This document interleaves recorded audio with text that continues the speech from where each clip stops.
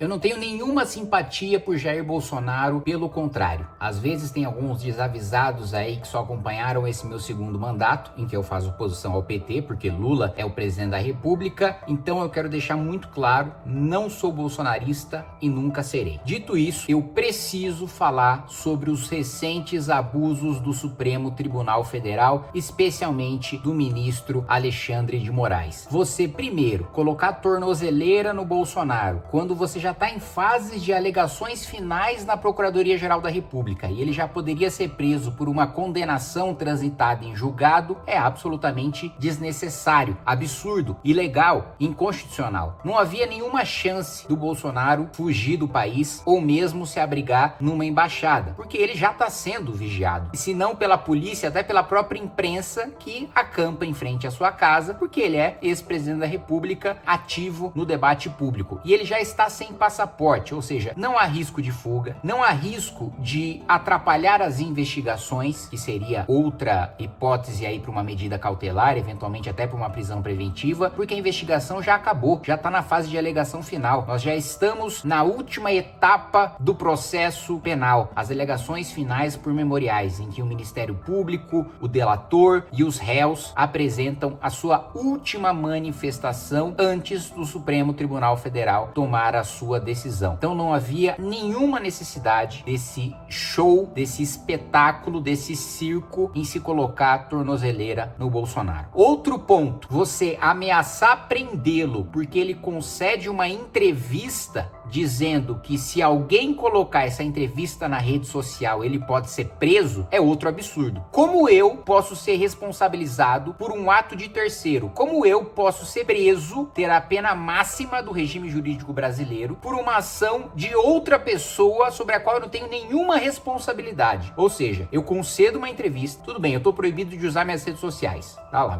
vamos conceder que tô proibido e que essa decisão, vamos fingir que essa decisão, né, de não utilizar redes sociais foi uma decisão legal e constitucional, que não foi, mas vamos fingir que tenha sido. Aí eu concedo uma entrevista, né? Aí tá lá, quando você concede uma entrevista coletiva, todos os veículos, e você não tem controle dos veículos que estão fazendo a cobertura daquela sua entrevista coletiva, porque pelo próprio nome ela é coletiva, tem vários entrevistadores. Aí vamos supor, né, que eu concedo uma entrevista para a Folha de São Paulo e a Folha de São Paulo publica nas suas redes sociais, como faz com toda entrevista praticamente, publica divulgando essa entrevista nas suas redes sociais. Eu sou preso preventivamente por descumprir ordem judicial porque um terceiro publicou nas redes sociais sem que haja nenhuma comprovação de que esse terceiro agiu junto comigo, ou alguém acha que a Folha de São Paulo tá coordenando com o Bolsonaro antes de lançar no seu Twitter uma matéria. O Estadão tá conversando com o Bolsonaro e sendo um proxy, um braço do Bolsonaro, um instrumento do Bolsonaro quando lança uma entrevista dele na rede social. O Metrópolis, a Globo, ridículo. Não à toa, foi uma das primeiras vezes em que Alexandre de Moraes voltou atrás, porque até a Globo colocou isso como, a Globo, que é assessoria de imprensa do Supremo e do Palácio do Planalto, colocou isso como um abuso, inclusive contra a liberdade de imprensa, não apenas contra a liberdade individual do Bolsonaro de conceder entrevistas, como liberdade de imprensa. Vamos falar sobre esse caso e também sobre o caso da proibição em manifestação na Praça dos Três Poderes, com a expulsão do Hélio Bolsonaro, Hélio Negão, Hélio Lopes, do seu mini acampamento ali, da sua barraquinha em frente ao Supremo Tribunal Federal. Depois que você se inscrever no canal, clicar no sininho para receber as notificações e deixar o seu like. Vamos lá, não é porque está acontecendo contra um adversário político, até mesmo um inimigo político meu, que é o Bolsonaro, que eu vou defender abuso. Mesmo porque esse abuso amanhã, sem dúvida nenhuma, pode se voltar contra mim. Aliás, pode se voltar no futuro, talvez daqui a 10 anos, 15 anos, contra a própria esquerda. A esquerda acha que vai ter maioria para sempre no Supremo Tribunal Federal.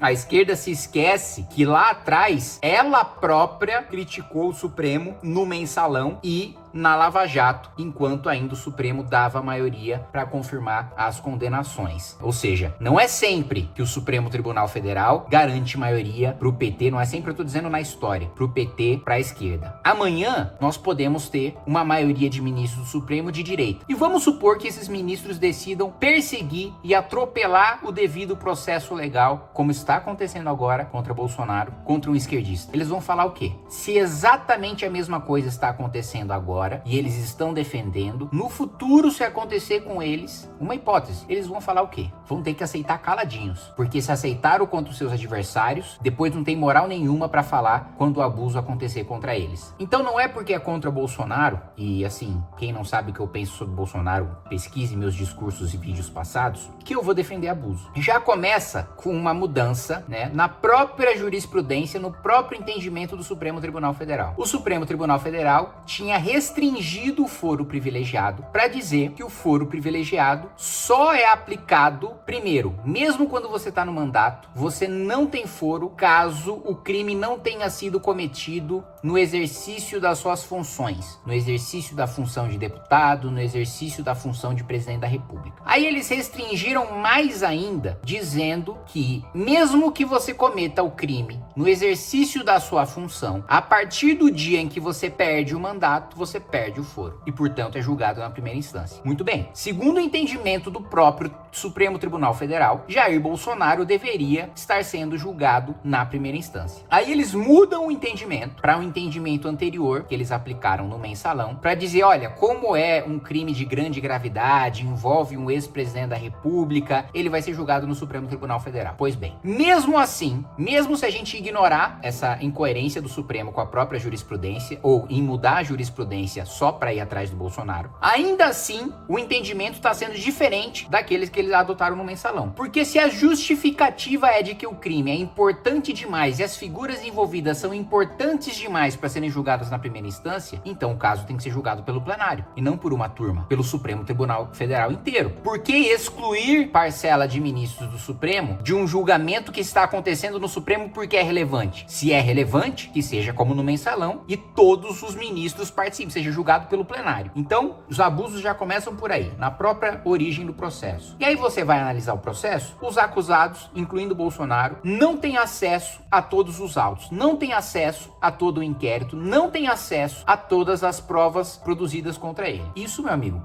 eu não sou nenhum criminalista, mas é caso de nulidade do julgamento, da completa invalidade de todos os atos desse julgamento, porque não há processo penal sem ampla defesa e contraditório, sem que a defesa tenha acesso a tudo o que foi produzido contra o acusado para exercer o seu direito de contraditar tudo aquilo que foi dito contra o acusado. Aí você tem essa palhaçada da medida cautelar contra o Bolsonaro. O processo já tá no fim, ele já tá sem passaporte. Por que colocar a tornozeleira? Para quê? É assim, é claramente um capricho do Alexandre de Moraes em querer demonstrar força em resposta ao Trump. Mas não cabe, não é papel de ministro da Suprema Corte se envolver em atritos, né, ou relações internacionais. Quem tem que resolver o problema com o Trump é o Lula, não é o Alexandre de Moraes. Posso odiar o Lula, posso não ter votado no Lula, posso defender o impeachment dele, posso ser um deputado de oposição até a alma, mas ele é o presidente da República, quem resolve o problema diplomático é ele. Eu sei que ele não vai resolver nada, mas é o papel dele. Jurídico é o papel dele, não do Alexandre de Moraes. Aí,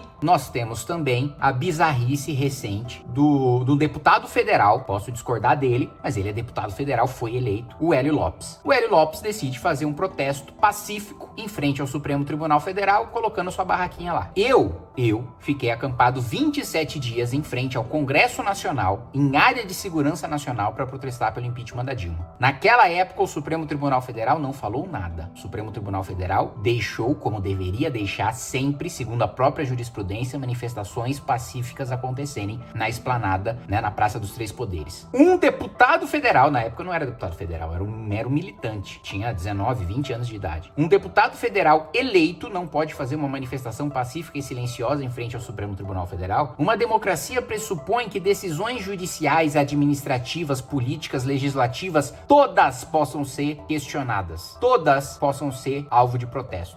Ainda mais por um deputado federal que é eleito para isso, que possui um status legal e constitucional de representar o seu eleitor, porque o eleitor não tem tempo de ficar indo toda hora para Brasília ficar protestando contra abuso. O deputado federal é eleito para isso. Não satisfeitos em mandar tirar o Hélio, e ainda vai o próprio governador cumprir a ordem do Supremo. Você vê o nível de sujeição, de submissão. O governador com tanto medo, porque vamos supor que o governador manda a polícia militar lá tirar o Hélio não quer sair, a polícia não consegue tirar ele. Vamos supor que uma multidão se juntasse e não deixasse tirar o Hélio de lá. Por que o governador foi lá pessoalmente? Isso é medo. É medo de ele mandar a polícia não conseguir cumprir a ordem, e depois o ministro Alexandre de Moraes mandar prender ele. Como afastou ilegalmente o governador do Distrito Federal. Não tenho nada a favor nem nada contra o governador do Distrito Federal, nem o conheço. Mas ele, no processo do 8 de janeiro, vamos nos lembrar, ele foi afastado do cargo por uma decisão monocrática do Supremo Tribunal Federal. Gente, quem afasta governador é o Superior Tribunal de Justiça e a Assembleia Legislativa. E é por decisão colegiada. Não tem decisão monocrática de ministro afastando governador de estado e de distrito. Isso não existe. Ele foi afastado e aí o medo dele ter que ir lá pessoalmente cumprir uma medida do ministro Alexandre de Moraes, que não só mandou tirar o Hélio, proibiu manifestações na Praça dos Três Poderes. Gente, primeiro, a esquerda tá aplaudindo, né? Mas quem mais se manifesta na Praça dos Três Poderes é a esquerda. Eu tô lá, toda semana tem sindicato, tem CUT, tem UNE, tem MST, tem tribo indígena, toda semana tem. Aí agora eles vão aplaudir, proibir. Gente, olha a gravidade dessa decisão. Proibir manifestações na Praça dos Três Poderes, impedir numa democracia que a população se manifeste, mostre a sua indignação no núcleo, no centro do poder. Isso me lembra até uma piada que o Ronald Reagan contava, né? Ele dizia que um americano estava conversando com um soviético, e aí o americano falava: olha, no meu país eu posso colocar uma caixa em frente à Casa Branca, subir nessa caixa e falar: fora Ronald Reagan. Você pode fazer a mesma coisa? Aí o soviético disse: posso. Eu posso chegar lá no Kremlin, colocar uma caixa, subir na caixa e falar fora Ronald Reagan. Assim, é uma piada para ilustrar o autoritarismo de não se poder protestar contra a autoridade máxima ou outras autoridades do seu país, que é coisa de ditadura. Para se proteger a democracia, numa democracia, utilizam-se instrumentos democráticos. Sob a justificativa de se combater uma ditadura, numa democracia não se implementa outra ou não se